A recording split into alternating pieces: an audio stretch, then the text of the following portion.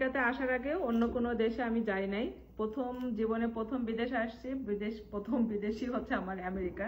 যাই হোক, এই আমেরিকাতে যখন আসছি তখন আসার পর থেকে এমন এমন নিয়ম কানুন সবকিছু মানে জানতে পারছি, জেনে খুব অবাক লাগছে। তার ভিতরে একটা নিয়ম কানুন হইতেছে, আমরা ছোটবেলায় বাংলাদেশে কিভাবে বড় হয়েছি। আমরা বড় হয়েছি বাবা মার হাতে, মানে বাবা মার কাছ থেকে শাসনে, তারপরে মায়ের ধর খেয়ে। তারা কোনো অন্যায় করলে যদি কথা না শুনতাম, যদি বলতো পড়াশোনা করতে হবে, এখন খেলাধুলা করা যাবে না, যদি এই কথা না শুনতাম তাহলে কি করতো, হয়তো মানে একটা মায়ের দিত, কিংবা মায়ের ভয়ে তারপরে আমরা কি করতাম, বাবা মার কথা শুনতাম, তাই না?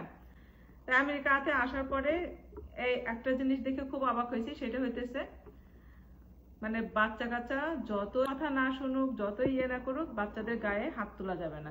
যাই হোক, বাচ্চারা যখন স্কুলে যায় তখন স্কুলের থেকেই বাচ্চাদেরকে শেখানো হয় যে তোমরা যদি কোনো সমস্যায় পড়ো, তোমাদেরকে যদি কেউ অত্যাচার করে, তোমাদের উপরে যদি কেউ অবিচার করে, তাহলে তোমরা 911-এ কল করতে পারবা। 911 কল করলে পুলিশ যেয়ে তোমাদেরকে প্রোটেক্ট করবে। তো অনেক বাচ্চারা মনে করে কি যে যদি অনেক প্যারেন্টসরাই আছে, আমরা বাংলাদেশিরা মুসলমানরা যারা আছে তারা তো একটু অন্যরকম, মানে যারা বাংলাদেশে ইন্ডিয়ান বসবাস করি তারা হচ্ছে যে আমাদের প্যারেন্টিং অন্যরকম আর বিদেশিদের প্যারেন্টিং অন্যরকম। বিদেশে তো দেখা যাইতেছে বেশিরভাগ বাবা মার কোনো ঠিকই নাই, ওদের অনেক সময় তো মানে খুব কমই আছে ফ্যামিলি পার্সন। তো আর ওই সব বাচ্চা কাচ্চাদেরকে অনেকে হচ্ছে যে অনেক ধরনের অত্যাচার অবিচার করে আর কি। কারণ ওরা তো অনেকে হয়তো বাচ্চা চায়ও না, মানে বাচ্চাদের যে হেডেক আছে সেগুলো নিতেই চায় না। তারপরে 18 বছরের বয়স হয়ে গেলে সেই সব বাচ্চাদের দায়িত্ব আর বাপ মা নিতে চায় না, তখন নিজেরাই নিজেদের মতো চলতে চায়, চলে এরকম আর কি। তো যাই হোক, কেন এই কথাগুলো বলতেছি, মাঝে আমার ছেলেরা এই ধরনের কথাবার্তা বলে যে মা তোমরা হচ্ছে যে বাচ্চাদেরকে গায়ে হাত তুলো, এটা ঠিক না, এটা সেটা। তো যখন আমি বলি যে তুমি জানো, তোমরা জানো যে আমরা যখন ছোট ছিলাম তখন তোমার নানি আমাদেরকে কত মারছে, নানির কথা না শুনলে নানি মার দিত, এই করতো, এটা সেটা। তারপরে আমাদের স্কুলের টিচাররা, যদি আমরা পড়াশোনা কমপ্লিট না করতাম তাহলে হচ্ছে আমাদের টিচাররা আমাদেরকে মারতো, মেরে হাতে দাগ বানাই দিত। মানে যখন এই কথাগুলো ওদেরকে বলি তখন ওদের কাছে এই জিনিসগুলো অবিশ্বাস্য লাগে।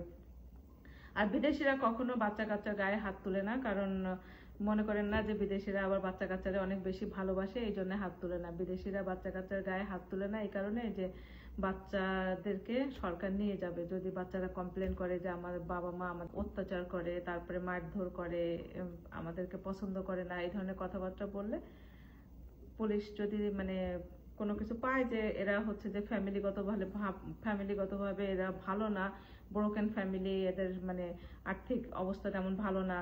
আর বিদেশিরা বেশিরভাগই মানে যারা বড়লোক আর যারা হচ্ছে যে এমনি মানে বেশিরভাগ মানুষজনই বুঝছেন দিন আনে দিন খায় এই ধরনের আর কি। ওরা টাকা পয়সা বেশিরভাগ মানে সেভ করে না, টাকা পয়সা যা পায় সব আনন্দ ফুর্তি করে খরচ করে ফেলায়। আগে থেকেই বলে রাখি, সবাই একরকম না, মানে কিছু ফ্যামিলি কোনো বাচ্চা এরকম কমপ্লেন করে তাহলে ওই সব বাচ্চাগুলোকে সরকার নিয়ে নেয়, নিয়ে যে সরকার তো পালতে পারে না, সরকার কি করে বিভিন্ন ফ্যামিলিতে দিয়ে দেয়। ফ্যামিলিতে মানে টাকা এই সব ফ্যামিলিতে না, ওইটা আবার মনে হয় অ্যাপ্লাই করতে হয় কোনো একটা ইয়েতে যে আমি হচ্ছে বাসায় ফস্টার কিডস, যেসব প্যারেন্টসদের কাছে বাচ্চাগুলাকে নেওয়া হয় ওই বাচ্চাগুলাকে বলা হয় ফস্টার কিডস আর কি, যেই ফ্যামিলিতে দেওয়া হয় আর কি। তো ওই ফ্যামিলিগুলাকে সরকার থেকে মানে একটা অ্যামাউন্ট পে করে আর ওই বাচ্চাগুলাকে ওই ফ্যামিলি টেক কেয়ার করে আর কি। তো কয়টা ফ্যামিলি এরকম আছে, ওরা তো টাকার জন্যই করে, কয়টা ফ্যামিলি আছে যে বাবা মা নিজের সন্তানের মতো করে ওই বাচ্চাগুলাকে বড় করবে। আমার ছেলেদেরকে মাঝে মাঝে আমি বলি যে তুমি জানো যারা হচ্ছে যে এরকম মানে পুলিশকে কল করে বলে দেয় যে আমার বাবা মা হচ্ছে যে আমাদেরকে ভালোভাবে টেক কেয়ার করে না, পুলিশরা ওই বাচ্চাগুলাকে নিয়ে কি করে। তো আমাদের ঘরের সামনে একটা বিদেশি ফ্যামিলি আছে, ওরা হচ্ছে ফস্টার কিডস রাখে। তো ওদের বাসায় 2টা বাচ্চা আছে ফস্টার কিডস। তো ওই বাচ্চাগুলো সারাক্ষণ ভয়ে ভয়ে থাকে। একটার বয়স হচ্ছে আপনার 10 মেয়ে, আরেকটা হচ্ছে 12 বছর বয়স। তো ওই বাচ্চাগুলো মাঝে মাঝে ঘরের সামনে আসে খেলাধুলা করতে। তো আমি আবার ওদেরকে জিজ্ঞেস করি যে ওদের আরো 3টা বাচ্চা আছে, তো টোটাল ওই 2টা নিয়ে 5টা বাচ্চা। তো আমি ওদেরকে জিজ্ঞেস করি যে তোমরা কি ভাই বোন? তো বলে কি যে না, ওরা মানে আর 2টা বলে যে ওই 2টা হচ্ছে ফস্টার কিডস। তো আমার ওই বাচ্চাগুলোকে দেখে এত মায়া লাগে, আবার কোনো কিছু মানে উপর দিয়ে কোনো কিছু বলতেও যায় না, করতেও যায় না, কারণ ওগুলোকে যেহেতু সরকার থেকে বাচ্চাগুলোকে টেক কেয়ার করতেছে। তো যখন খেলাধুলা করে তখন আমি আরো শাহেদকে বলি যে দেখো ওই বাচ্চাগুলার কিন্তু বাবা মার কাছ থেকে আলাদা থাকে। তা আমি আবার ওই মেয়েটাকে জিজ্ঞেস করতেছিলাম যে তোমার বাবা কোথায়, তোমার বাবা মা কোথায়? বলে আমার বাবা নাই, মা আছে। আমি বলে বাবা নাই কেন? বলে বাবা কোন স্টেটে আছে, মানে নাম বললো যে ওই ওই জায়গায় থাকে, আর ওর মা হচ্ছে জেলে আছে। বাচ্চাগুলাকে আবার ঠিক মতো টেক কেয়ার করতেছে কিনা এই জন্য আবার দেখি কি মাঝে মাঝে মানে অনেক খাতা বই টই নিয়ে সিটি থেকে লোক আসে, এসে দেখি যে ওর বাপ মার সাথে কথা বলতেছে, ওদের বাসায় যে দেখে টাকে।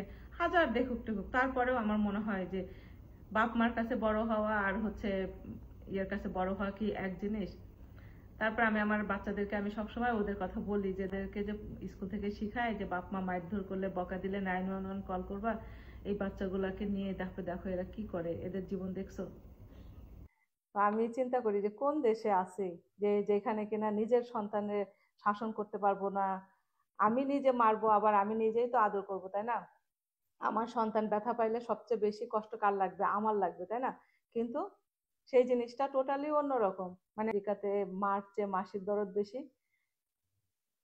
আমাদের বাচ্চাদের আমাদের বাচ্চাদের গুরুত্ব আমাদের কাছে যতটুকু তার চেয়ে বেশি হচ্ছে সরকারের কাছে তাদের গুরুত্ব বেশি। আর যারা হচ্ছে আমেরিকাতে তারপরে অন্যান্য ইউরোপ কান্ট্রিতে বসবাস করে তারা তো জানেই যে এই নিয়মগুলা।